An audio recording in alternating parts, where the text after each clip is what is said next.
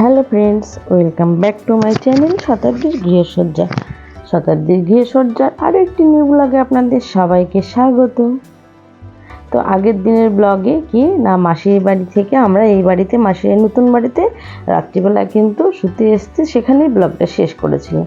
তো আজকে এই যে ঘুম থেকে উঠে বোন সকাল সকাল চা করে দিয়েছে, সেটাই খাচ্ছে, সেখান থেকে আপনাদের সাথে নিয়ে ব্লগটা স্টার্ট করছি।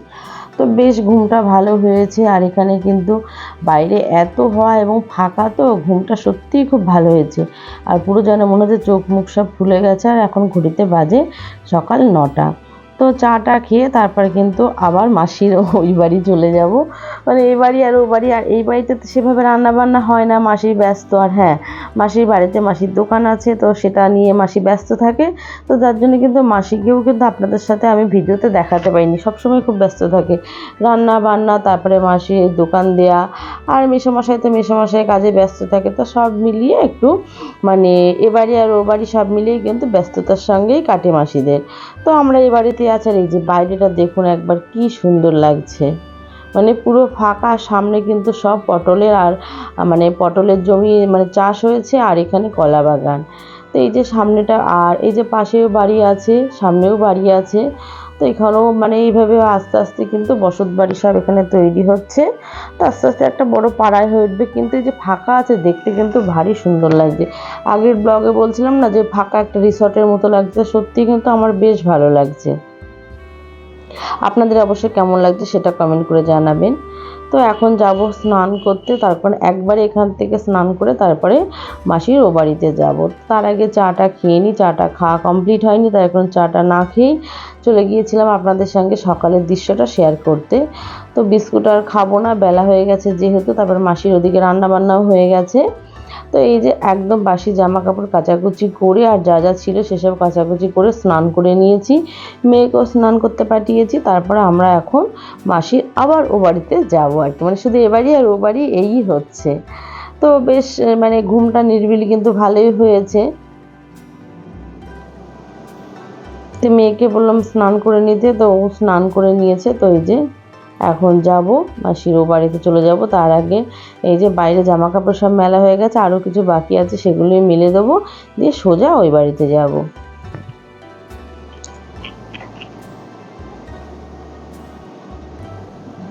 আর সত্যি কথা বলতে বারবারই দেখছি, বারবার এত ভালো লাগছে। আর আমার মেয়ে বলছে কি, মা এত ভালো লাগছে এখানটা, মনে হচ্ছে যেন আমরা কোনো হোটেলে আছি। তাহলে হ্যাঁ, ওই যে আমার যেরকম মনে হচ্ছে ওরও সেম তাই মনে হচ্ছে, যে মনে হচ্ছে হোটেলে আছি। তো যাই হোক, বেশ রোদ বেরিয়ে গেছে, এখন তো 9:30 পৌনে 10টা মতো বাজে।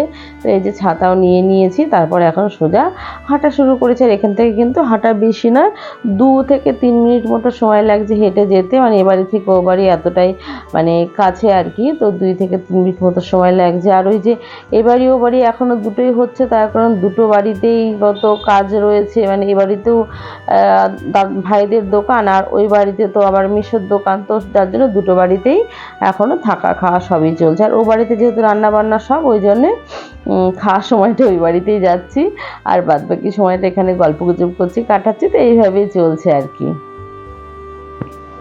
তো যাই, পুচকিটাও বাড়িতে আছে, ওই বাড়িতেই আছে। পুচকিটা দেখি গিয়ে কী করছে। তো এই যে এসে দেখি পুচকিটা শুয়ে শুয়ে মোবাইল দেখছে, ওর মা কাজ করছে, আর তাকে ডেকে চলেছি, কোনো সাড়া নেই। এতটাই মোবাইলের মধ্যে সে কার্টুন দেখতে ব্যস্ত, তাকাচ্ছে না। আর এমনিতে কিন্তু খুব কিউট আর খুব শান্ত কিন্তু ও। কিন্তু এই যে মোবাইল হাতে পেয়েছে, সে কার্টুন দেখতে ব্যস্ত, আর কীভাবে মোবাইলটাকে চালাচ্ছে। তো যাই, খাওয়া দাওয়া করে তারপরে দুপুরে রেস্ট নিয়ে এবার বেরিয়ে পড়েছি, মানে মাসির বাড়ি নয়, আমার বাড়ি, মানে বাপের বাড়ির উদ্দেশ্যে এবার বেরিয়ে পড়েছি।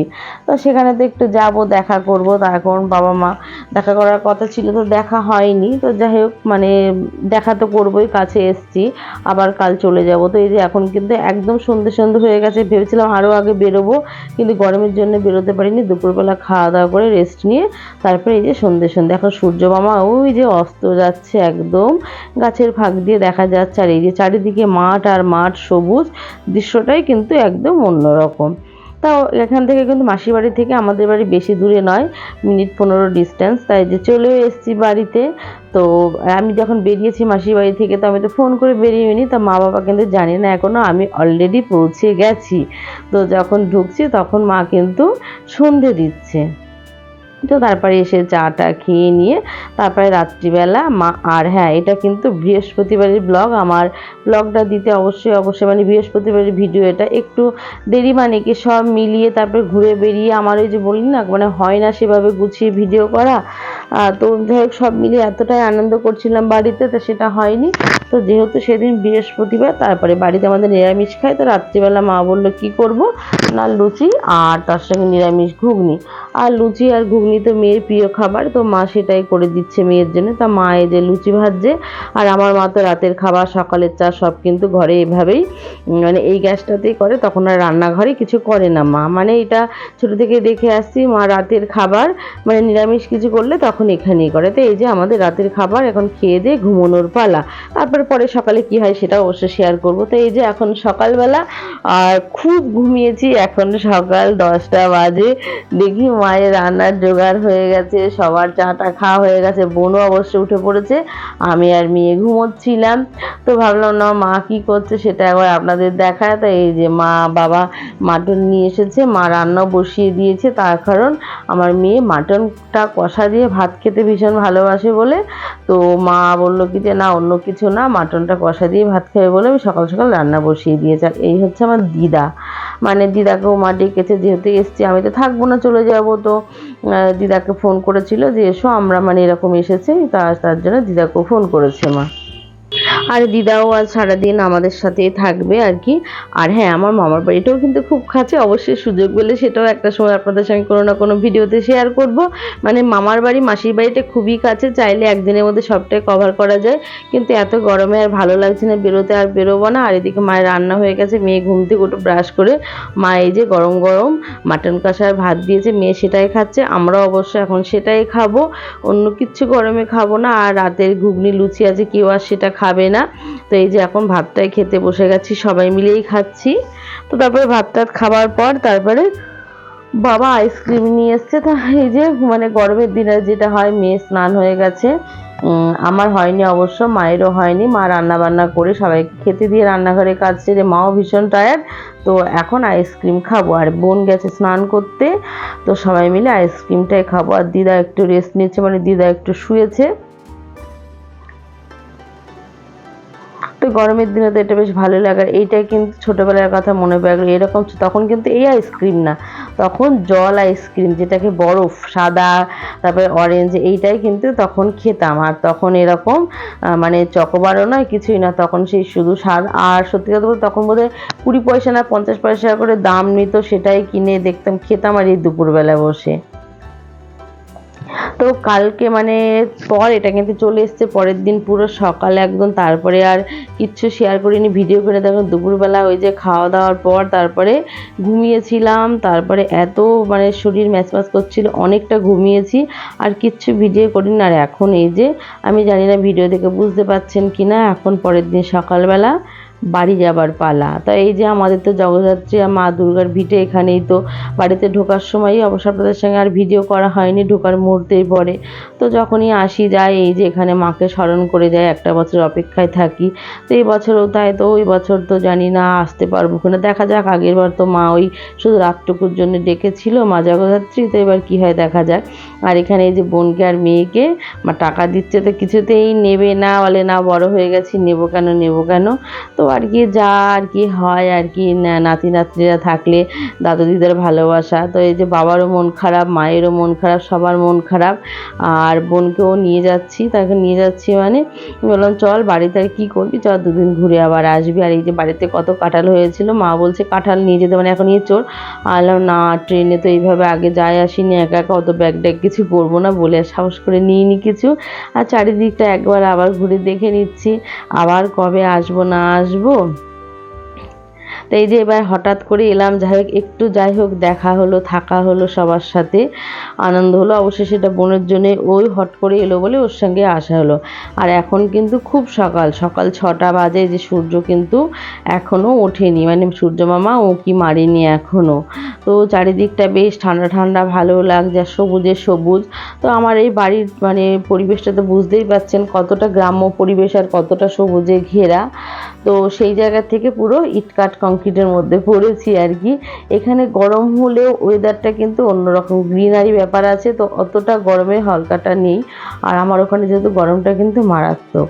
তো এখন মাঝদিয়ার দিকে যাচ্ছি, মাঝদিয়া থেকে ট্রেন ধরবো, তারপর সোজা যাব শিয়ালদা না, আজকে নামবো হচ্ছে দমদম, ওখান থেকে মেট্রো করে চলে যাব।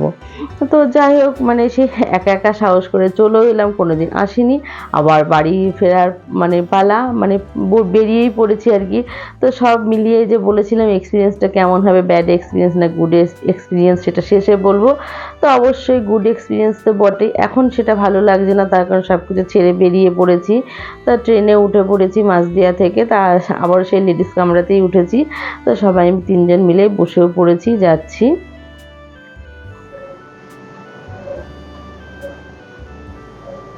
তো দমদমে নেমে তারপরে দমদম থেকে সোজা এসপ্ল্যানেড চলে এসেছি, আর এসপ্ল্যানেড থেকে এখন যাব হাওড়া ময়দান। আর তার মাঝখান থেকে দেখি বরমশাই এসপ্ল্যানেড এসে দাঁড়িয়ে আছে, মানে তার আর মানে ভালো লাগেনি, এই হচ্ছে ব্যাপার, এরকম থাকে না। তো এসে দেখি না দাঁড়িয়ে আছে, তো ওই যে মেয়ে তার বাবার হাত ধরে আসছে।